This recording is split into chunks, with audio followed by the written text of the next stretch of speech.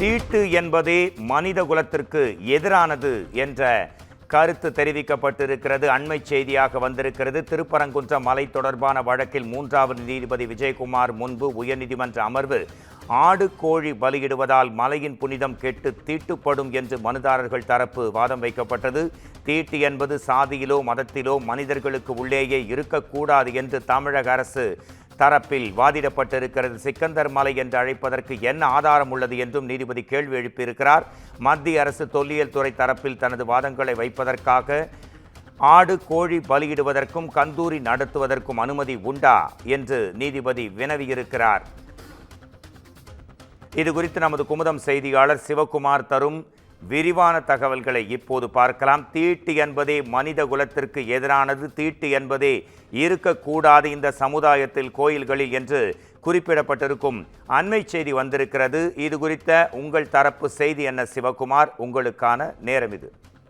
திருப்பரங்குன்றம் மலை தொடர்பான வழக்குகளில் 2 நீதிபதிகள் மாறுபட்ட தீர்ப்பளித்த நிலையில 3வது நீதிபதி விஜயகுமார் முன்பாக இன்று மீண்டும் விசாரணையானது தொடங்கியது.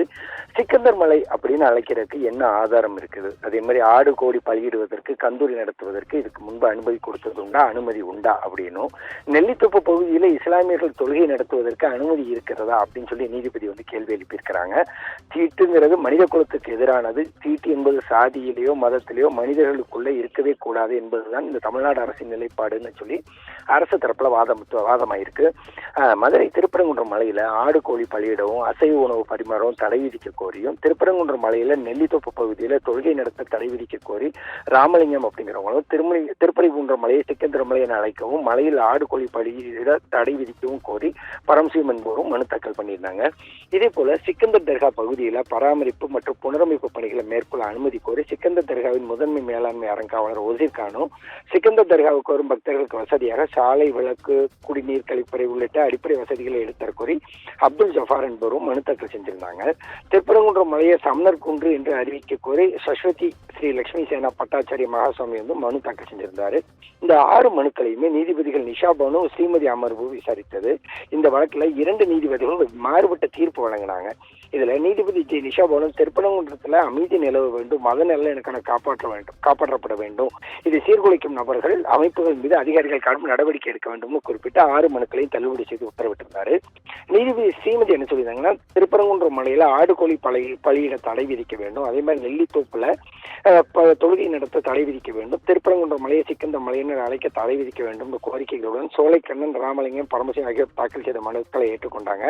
திருப்பரங்குன்றம் மலையை சமணர் குன்று என்று அறிவிக்கவும் தர்கா செல்லக்கூடிய பக்தர்களுக்கு வசதியாக சாலை, மின்விளக்கு, குடிநீர், கழிப்பறை வசதி உள்ளிட்ட செய்யக்கூடிய மனுக்களை தள்ளுபடி செய்திருந்தாங்க. தர்காவில் புனரமைப்பு பணிகளை மேற்கொள்ள தொல்லியல் துறையில் அனுமதி பெற வேண்டும் என்ற உத்தரவுடன் தர்கா நிர்வாகத்தின் மனு முடித்து வைக்கப்பட்டது. திருப்பரங்குன்றம் வழக்கில் 2 நீதிபதிகளும் மாறுபட்ட தீர்ப்பு வழங்கி இருக்கிறதால 3வது நீதிபதியின் விசாரணைக்கு பரிந்துரை செய்யப்பட்டதுங்க. இதனை அடுத்து இந்த வழக்கை விசாரிக்க 3வது நீதிபதியாக நீதிபதி விஜயகுமார் நியமிக்கப்பட்டார்.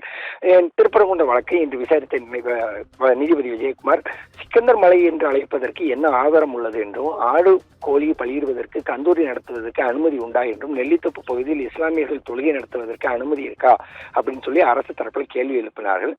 மனுதாரர் தரப்பில் ஆஜரான வழக்கறிஞர் ஆடு கோழி பலியிடுவதால் மலையின் புனிதம் கெட்டு தீட்டுப்படும் வாதிடப்பட்டது. அப்போது கூடுதல் தலைமை வழக்கறிஞர் வீரா கதிரவன் ஆஜராகி, தீட்டு என்பதே மனித குலத்துக்கு எதிரானதுனும், தீட்டு என்பது சாதியிலோ மதத்திலேயோ மனிதர்களுக்குள்ளேயோ இருக்கக்கூடாதுங்கிறத தமிழ்நாடு அரசின் நிலைப்பாடுன்னு தெரிவித்தாரு. மேலும் பிரபலமான அழகர் கோவில்ல 18ஆம் படி கருப்புக்கு கிடா வெட்டிய பிறகுதான் பெருமாளையே தரிசிக்க செல்கின்றனர். அவ்வாறு இருக்கும்போது எப்படி இது தீட்டாகும்? எனவே தமிழ்நாடு அரசு தீட்டு என்ற சொல்லை எந்த விதத்திலும் அனுமதிக்காதுன்னு வாதிட்டாரு. இதேபோல் கூடுதல் தலைமை வழக்கறிஞர் ரவீந்திரன் ஆஜராகி சிக்கந்தர் மலை என்று அழைப்பதற்கான வருவாய்த்துறை ஆவணங்கள் தாக்கல் செஞ்சாங்க. மேலும் நெல்லித்தோப்பு பகுதியில் இஸ்லாமியர்கள் தொழுகை நடத்துவதற்கு எந்த ஆட்சேபனையும் இல்லைனும், அதேபோல் தர்காவுக்கு உட்பட்ட பகுதியில் ஆடு கோழி பலியிடுவதற்கு எவ்வித தடையும் இல்லைனும், ஒருவரின் மத வழிபாட்டில் மற்றொரு தலையிட முடியாதுன்னு, இந்தியா வேற்றுமையில் ஒற்றுமை கொண்ட நாடு என வாதிட்டு வருவாய்த்துறை சம்பந்தமான அனைத்து ஆவணங்களையும் தாக்கல் செய்து வாதிட்டாங்க. இதனைத் தொடர்ந்து நீதிபதிகள் மத்திய அரசு தொல்லியல் துறையில் தரப்புல அவங்களோட வாதங்களை வைப்பதற்காக வழக்கு விசாரணையை வரும் 13ஆம் தேதிக்கு ஒத்தி வச்சு உத்தரவிட்டிருக்கிறாங்க. மோகன்ராஜ், நன்றி. உங்கள் விரிவான தகவலுக்கு நன்றி சிவகுமார்.